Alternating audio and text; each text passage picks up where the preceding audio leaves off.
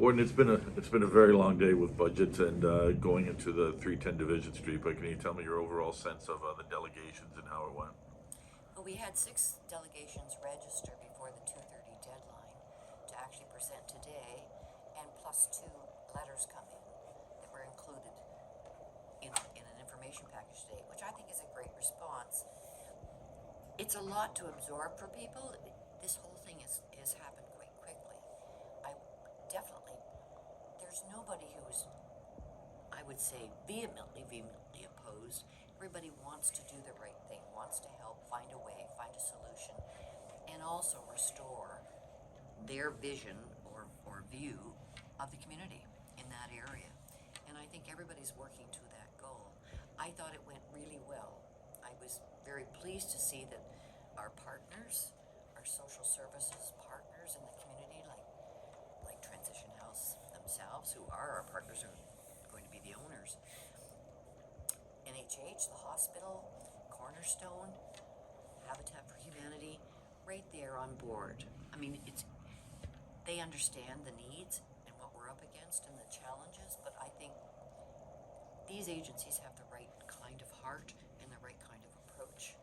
It's not a one-size-fits-all. It's Even the people that had concerns yes, want the right things for people that need help. It's just their concerns are valid, I guess. Like they're like valid. I say, because they've lived there, they've. I don't want to say the word put up with it, but I mean they've experienced it. Well, I think they want reassurance. Operational hours, and for example, it was emphasized over and over again that people are not pushed out of Transition House at 8 o'clock in the morning. You know, they're encouraged to go out during the day between 10 and 4, 10 a.m. and 4 p.m.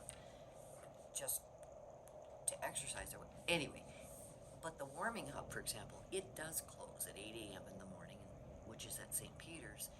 So it's 8 p.m. to 8 a.m. So that is in this neighborhood, whatever. I think people just want to know what the scheduling, how it's going to operate. But I think from our perspective, and you heard it several times today, the goal is 24/7, 24 hours a day, 7 days a week, to be open and facilitating need.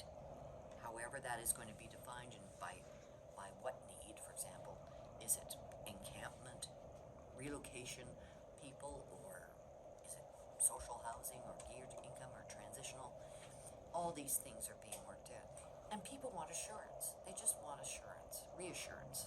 And the last thing what you said, and that's what I was going to get at, is it's, it's the county's building now. It's quote our building, but the exact operation of it will be tweaked.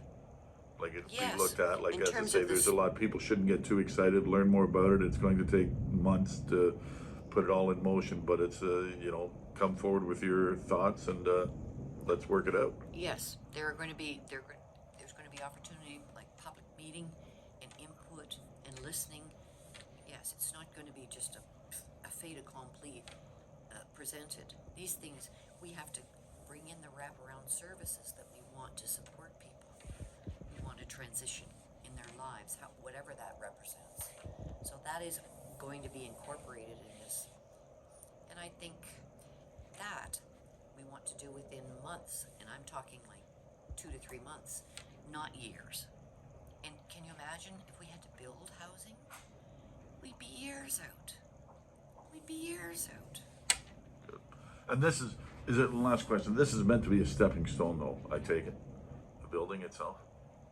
A stepping stone. In other words, they're not there for people that go there. Like is it their living quarters for months/years, or is it?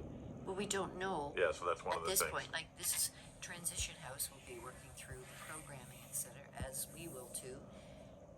It certainly has potential, to offer permanent housing. It did before. I mean, is that the best use of the facility or whatever? These are all, but we have the possibility